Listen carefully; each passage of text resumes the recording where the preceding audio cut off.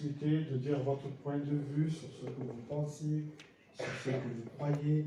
On est là pour vous écouter et essayer de répondre à vos interrogations, à vos questionnements. Mais en tout cas, sentez-vous à l'aise dans ce Dieu de culte, transformé en restaurant ce soir. Et ce soir, il y aura un bon repas. On remercie ceux qui ont fait le repas, ceux qui servent, ceux qui sont dans les coulisses, qu'on ne voit pas, mais qui sont indispensables. Sans eux, cette soirée ne pourrait pas être réussie. Donc voilà, j'ai regardé un peu le thème de pourquoi Jésus est mort. Et moi, ça m'a fait penser qu'à chaque carrefour que nous voyons aujourd'hui, qu'est-ce qu'on voit à chaque carrefour? On voit des McDo. Eh oui. Mais il y a quelques années, à la croisée en fait des chemins, il n'y avait pas un McDo. Ça n'existait pas il y a quelques années, McDo. C'est tout récent. Hein. Il y avait une croix à la croisée de chaque chemin. Et c'était intéressant, c'était voulu. La croix à la croisée, ça signifiait vous avez un choix. Et ce soir aussi, vous avez un choix. Donc, de savoir qui est Jésus pour vous, finalement. De nombreuses personnes, il y a des croyants et des non-croyants même, qui portent une croix. Alors, elle peut être plus grosse, plus ostentatoire que certains sur d'autres. Mais voilà, il y a des gens qui portent une croix parce qu'elle a une signification, d'autres qui portent une croix parce qu'ils la trouvent jolie, c'est un élément de décor. Hein. Mais souvent, on ne réalise pas la portée de ce que signifie ce que nous portons autour de notre cou. Et c'est un peu dommage. Pourtant, la croix, c'est le symbole de notre foi chrétienne, pour nous en tout cas. On peut dire que c'est ce logo, il y a le logo McDo, mais il y a le logo chrétien. C'est la croix. La croix, ça veut tout dire. La principale célébration des chrétiens est centrée sur la croix du Christ. S'il n'y avait pas de croix, il n'y aurait pas de possibilité d'être pardonné, le Christ nous dit. La croix nous rapporte que le corps du Christ a été brisé, qu'il a versé son sang pour chacun de nous, par amour pour nous. La croix, aussi, on sait que c'est l'un des instruments les plus cruels qu'il existait à l'époque. Vous savez, l'homme, c'est un génie pour inventer des choses cruelles. Pas que ça, mais bien souvent.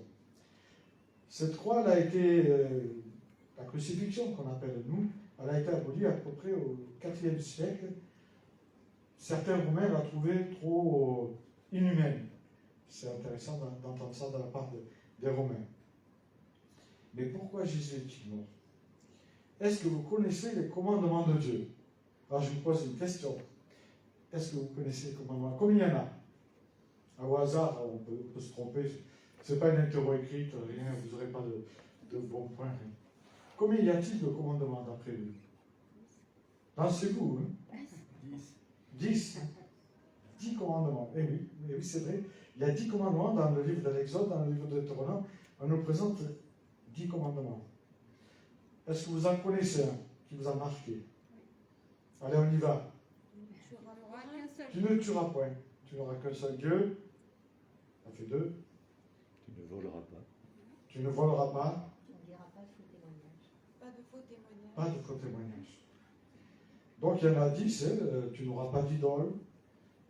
Tu l'as dit. Tu n'auras pas de Dieu en vain. Tu n'utiliseras pas le nom de Dieu en vain. Observe le repos, le Shabbat. Et puis il y a... J'allais dire, honore ton père, ta mère. C'est important. Le meurtre, l'adultère aussi, on a oublié. Le vol, on l'a dit. Et puis le dernier, qui englobe tout, tu ne convoiteras point. Tu viens de dire. Hein? Ah, pardon. Je n'ai pas entendu. Elisabeth qui vient. Non. Excusez-moi. Alors ce soir, c'est pas tous les soirs, j'ai choisi d'être généreux. J'ai choisi d'offrir des billets de 50. Ah non, je vous l'offre, c'est certain. Un billet de 50. Ça vaut le coup. Vous n'êtes pas venus pour rien ce soir. Hein? Si vous ne croyez pas, vous allez repartir avec ce billet de 50. Mais il faudra répondre à chacune des questions par un non. Si vous êtes capable de répondre par non, Non. est-ce que dans la salle, il y a quelqu'un qui a déjà tué? Non. Vous avez déjà tué? Non. Une fourmi. D'accord. Bon, alors, mon billet, il va s'approcher de vous, petit à petit. Est-ce que vous avez déjà déshonoré vos parents? Non? Toujours non? On poursuit, je continue. Je m'excuse, je pose des questions, je vise personne, hein. Je me vise moi-même. Est-ce que vous avez déjà commis adultère? Est-ce que vous avez déjà volé? Oui. Ah, ça les taux se resserrent. Oui, moi j'y suis dans la liste, ne vous inquiétez pas. Il y a même un petit moment. Est-ce que vous avez déjà fait un faux témoignage? Non. Alors, il y en a qui ne sont pas concernés par cela? Par tout ce que j'ai dit, il y en a qui ne sont pas concernés pour le moment? Donc, vous pouvez lever la main. Hein. Entre nous, c'est pas fumé, il n'y a que moi qui ai fumé. Vous n'êtes pas concernés pour le moment? Par quelque chose. Sinon, il y en a un, c'est le 10e commandement, celui-là, il est terrible. Tu ne commettras pas. Tu ne commettras pas. Ce billet, je le garde pour moi, excusez-moi. Vous n'avez pas pu répondre à toutes les questions. C'est comme ça. Mais je vous en distribuerai à la fin. J'en ai pris pour tout le monde des billets. Pour vous, il y en aura. Prenez un tas ce soir. Je suis généreux, vous savez. C'est le pasteur généreux, moi. Bon, je poursuis. Non, comme quoi, on voit qu'on ne peut pas obéir à tous les commandements. On est tous plus ou moins concernés par un de ces commandements. C'est obligé. Et puis, si on n'était pas concerné, le fait de convoiter, on a toujours tous plus ou moins convoité quelque chose. Je suppose. Alors, si nous ne sommes pas capables d'observer tous ces commandements, aux yeux de Dieu, il nous est dit que nous sommes des pécheurs. Nous sommes pécheurs. Nous avons péché. Le péché, en fait, certains disent c'est manquer la cible, mais en grec, c'est plutôt je suis trop court. Je n'arrive pas à atteindre la cible. C'est pour ça que je la manque, parce que je n'arrive pas à l'atteindre. Je suis trop court. Et ça va plus loin que rater, être assez long, ou je vais à droite ou à gauche. Non, je suis trop court. Je n'arrive pas à atteindre cette cible. Je n'arrive pas à atteindre Dieu, en fait. Et le péché, la Bible nous dit, c'est enfreindre les lois de Dieu. Même si on enfreint une seule loi, on est séparé de Dieu. Et Dieu va loin. Il nous dit, par exemple, les mauvaises pensées. Les mauvaises pensées, c'est péché. Vous n'avez jamais eu de mauvaises pensées? Aïe, aïe, aïe. La colère, ça concerne les dames. Non, excusez-moi. Non, pardon. J'arrête. Je me mets moi aussi en colère. Voilà. Mais voilà, on peut aller loin comme ça. On peut citer plein de choses et on va voir que chacun de nous, on est concerné plus ou moins par un ou un autre péché. Et la Bible nous dit que le salaire du péché, voilà, c'est la mort, c'est la séparation d'avec Dieu. On est séparés. On ne peut plus être en communion avec Dieu sur les péchés. La Bible va plus loin, nous dit tous ont péché. Tous, chacun de nous, on est pécheurs. On est en fait avec ce sang contaminé. Vous savez, cette histoire du sang contaminé qu'il y a eu en France qui a fait beaucoup de mal, où certains s'en sont sortis avec une cuvette, si j'ose dire. Hein. Je suis... Vous vous rappelez de cette phrase? Oui. Voilà. Cette fameuse phrase qui a été dite, mais dans la Bible, ça ne marche pas, ça. Ou je suis coupable ou pas coupable. Il n'y a rien d'autre. Nous sommes tous, au départ, nous sommes en fait séparés de Dieu, fâchés, parce que nous sommes contaminés par le sang de nos parents. Et donc on a besoin en fait de retrouver du sang nouveau. Et c'est pour cela que le Christ est mort à la croix de Golgotha. Parce que lui peut nous injecter ce sang, nous décontaminer en fait. Pourquoi Jésus est-il mort? La Bible le dit clairement, qu'il y a une réconciliation qui se trouve à la croix de Golgotha. Et il nous a dit que Dieu, celui qui est souverain, celui qui est au-dessus de tout, il nous a tellement aimés, chacun de nous nous a tellement aimés, qu'il a donné ce qu'il avait de plus précieux, cet unique enfant, hein, pour une maman, c'est plus fort pour elle. Une unique enfant, si j'ai un unique enfant et je le donne pour quelqu'un qui ne m'aime pas, cet amour-là est incroyable. Dieu a donné son Fils afin que quiconque, c'est-à-dire chacun de nous, on peut mettre son nom dessus. Moi, j'ai mis mon nom un jour, Pascal, afin que Pascal prenne en lui et qu'il ait la vie éternelle. À partir de là, waouh, je savais que j'avais la vie éternelle. Pas parce que j'étais meilleur, mais parce que j'avais accepté que le Christ porte mes péchés à la croix de Golgotha. Et donc on voit dans l'Écriture que le point de départ, pourquoi Jésus est mort, en fait c'est par amour. Parce qu'il nous aime. Parce que à ses yeux, nous sommes ses créatures. Qui que nous soyons, d'où que nous venons, quel que soit notre rang social, Dieu nous aime. Quelle que soit la couleur de notre peau. Et c'est ça qui est formidable aussi. Hein. Il n'y a pas de couleur, il n'y a pas d'hommes et de femmes. En Christ, il n'y a plus d'hommes, il n'y a plus de femmes, il n'y a plus de juifs, il n'y a plus de grecs, il n'y a plus d'étrangers. On est tous ses enfants en Christ. Et ça, c'est merveilleux.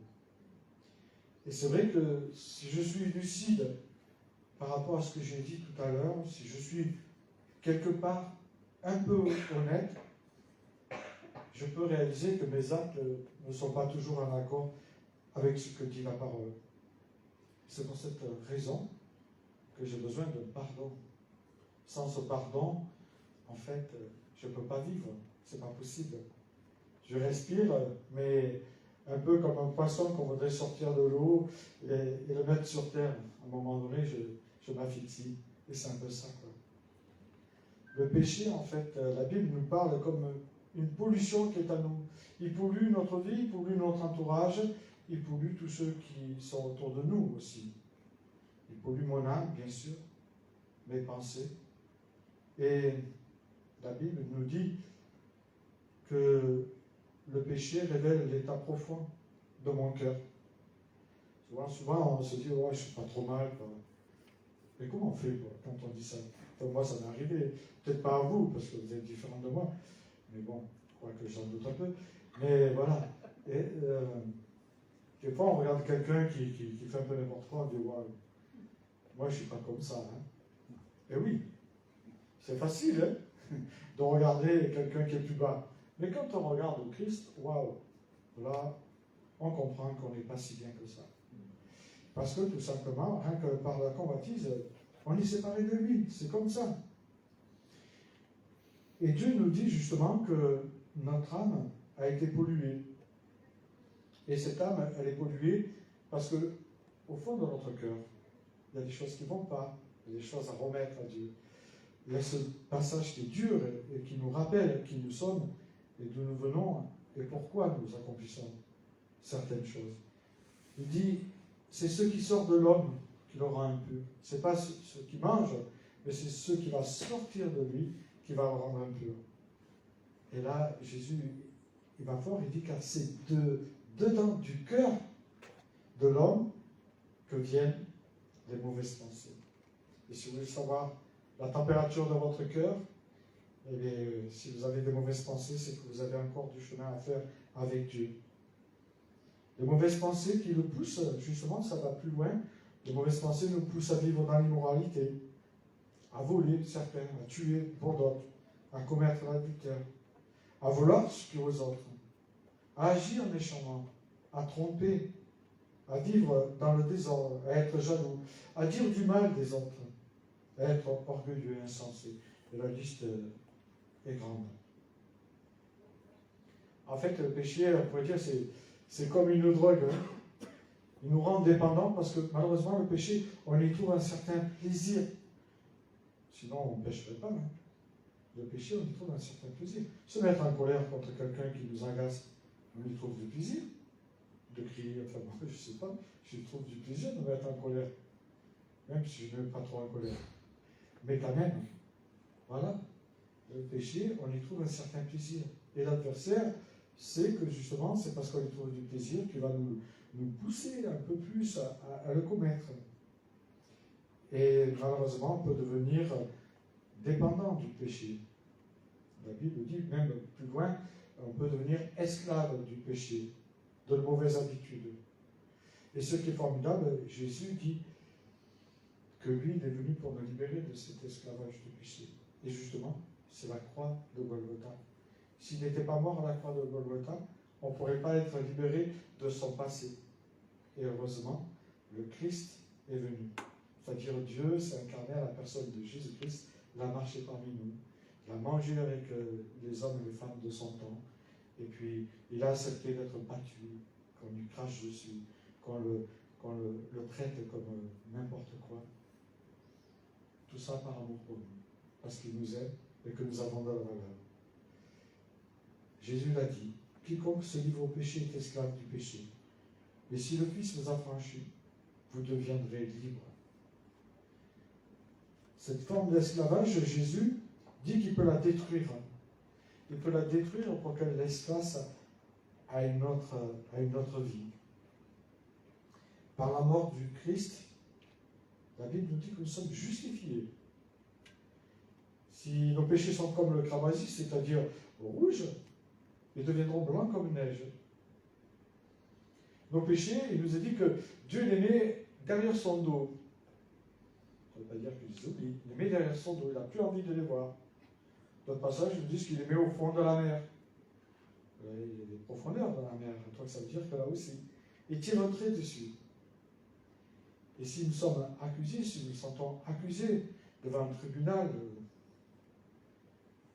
Jésus nous dit qu'il est notre avocat. Et c'est pour cela qu'il est venu mourir à la croix de Golgotha, pour que nous soyons acquittés, pour qu'il plaide devant Dieu le Père notre acquittement et que nous soyons justifiés. C'est ce beau passage de l'apôtre Paul qui dit Dieu prouve son amour envers nous en ce que lorsque nous étions encore des pécheurs, c'est intéressant, avant que nous le connaissions, Christ est mort pour nous.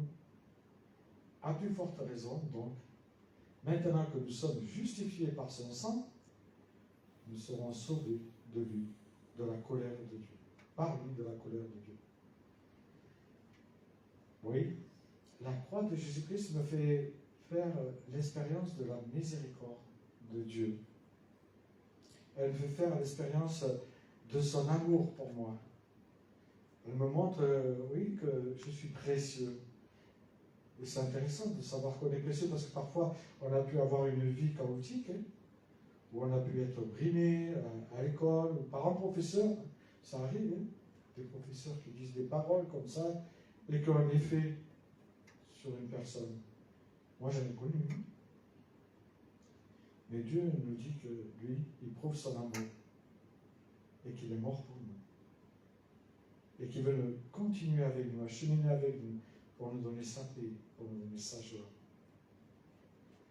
Jésus reprend l'image, cette image-là dans l'Écriture, où il dit, le Fils de l'homme est venu pour donner sa vie en rançon, pour la multitude.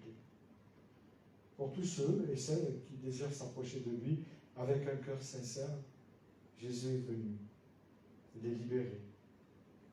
Sa mort nous libère de toutes nos entraves. Et quoi qu'on ait fait, Jésus peut vraiment mettre un trait sur notre passé.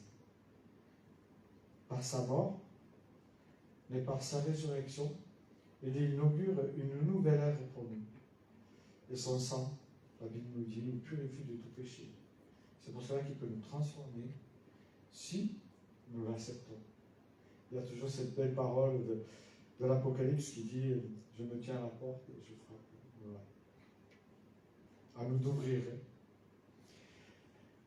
La Bible est un livre formidable et je vous invite justement à discuter de pourquoi Jésus est mort. Je ne dirai pas plus, c'est ce que je pourrais en dire beaucoup, mais ce sera bien d'échanger. Qu'est-ce que vous pensez de cette mort? Comment vous voyez les choses? Pourquoi? Pourquoi il serait-il mort pour vous si vous croyez juste ou pas juste? Donc c'est intéressant de pouvoir se retrouver autour des tables pour en parler. Mais n'oubliez pas que Dieu vous aime et qu'à ses yeux vous êtes précieux. Et cet amour, vous pouvez répondre par oui, vous pouvez répondre par non, c'est cela. Moi, je sais que mes enfants, je leur ai toujours dit, vous savez, vous êtes mes enfants. Que vous soyez chrétien ou pas chrétien, je vous aimerai. La même chose. celui qui est chrétien ou pas chrétien, je lui demanderai la même chose. Après, on ne partagera pas les mêmes choses, peut-être. Mais voilà. Et je pense à Dieu, c'est pareil. Il aide toutes ces créatures, quelles qu'elles soient.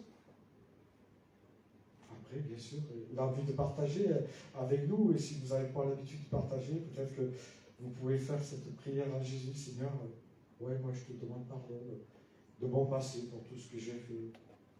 Dans votre cœur, vous pouvez faire cette prière. Vous pouvez lui dire aussi, je te remercie d'être mort à la croix de Golgotha pour moi. Et je te demande de me remplir de ton amour, de ton esprit, pour que je puisse ressentir cette paix, cette joie qui vient.